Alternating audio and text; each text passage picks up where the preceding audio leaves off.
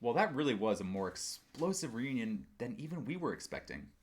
And yes, we're talking about the Bad Batch, Episode 8, Reunion.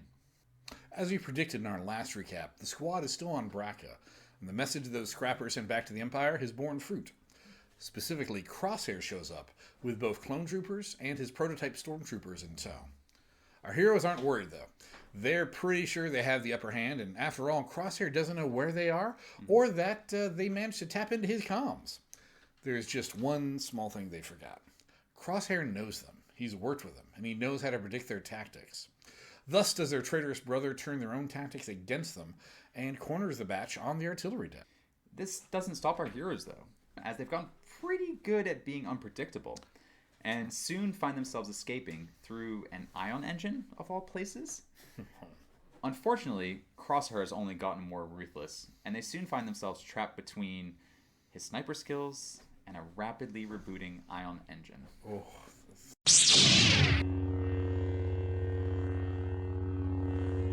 So inhibitor chip or no, there is no way Crosshair is joining back up with the batch again. He's too far gone.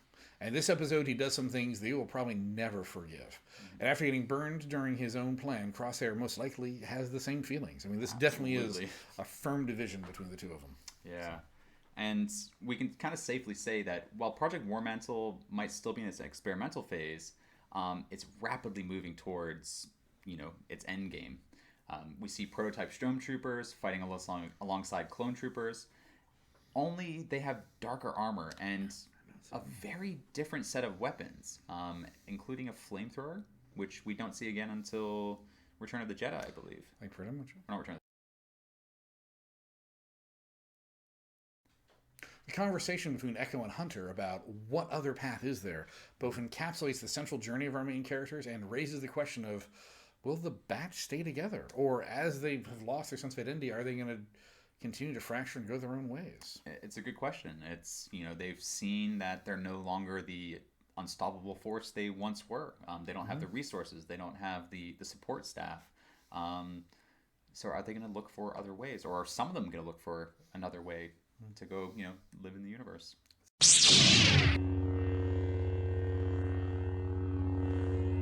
So, did we actually have any connections this time around? I mean, it seemed pretty... I think there might have been one guy, Cad Bane. How can we forget about Cad Bane? We definitely cannot. Yes.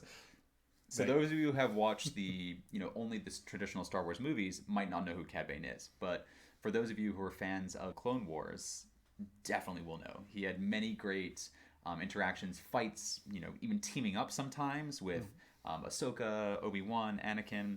So it's great to see him back in action, and clearly he has gotten even better as time goes by. The man has not lost a step. And when we talk about he has these interactions and fights, sometimes he won against the Jedis. There's one reason why he's so dismissive, even though the Bad Batch is the best of the best when it comes to the clones. That's why he's so dismissive of the clones, because when you've taken down a Jedi or two... And of course, he had his trusty companion, Toto 360 in tow, which I personally got a kick out of. I mean, Cad Bane, that was the marquee moment. That was the amazing moment. But I have loved from the Clone Wars how Toto 360 and Cad Bane kind of interacted. It's a great little sort of camaraderie piece. So seeing him, even if he did get his booster shot off, but seeing him back was also a lot of fun. Seth Green imbues that character with a lot of heart, a lot of snark. And I really appreciate that. And here's to seeing Toto fighting Chopper one day. That's my hope. I hope we see Chopper. I think the timelines could overlap, so I would love to see that. That would be awesome. Lucasfilm, if you're listening, that's what we want to see.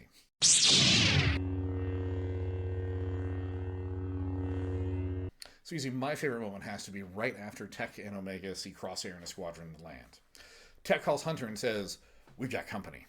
"Is it more scrappers?" Hunter asks. "No," says Tech flatly.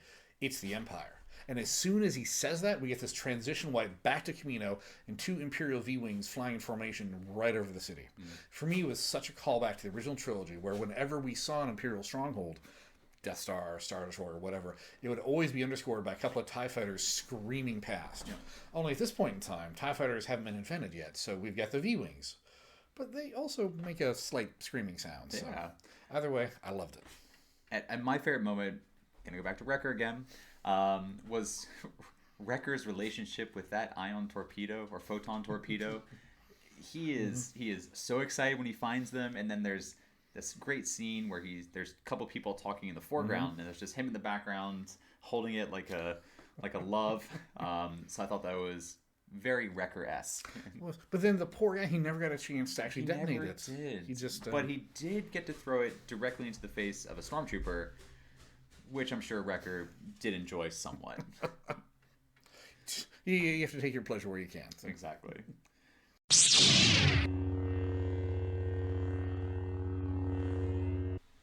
Personally, I think that Crosshair may become our next evil cyborg of the Star Wars universe. Absolutely. I'm talking on the lines of General Grievous, Darth Vader, or one of my personal favorites, Valens the Hunter. I mean, I don't care who you are, but after taking an ion engine to the face, you don't just get to take a dip in a bacta tank and then walk it off over the course of a weekend. This is not a 24-hour virus he's recovering from.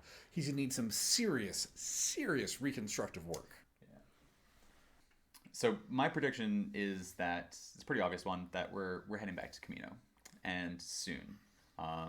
Batch is bonded with Omega. She is one of their own now, and she's been taken. And, they don't have the resources they once had to track her down. So logically, I think the only place that she could be heading, and the only place they're going to go look for her, is Kamino. That's right, because back during the war, you could use intel to track Bane's ship or something, but number one, didn't seem to have Bane's name, and two, you're right. So I think you were spot on about that.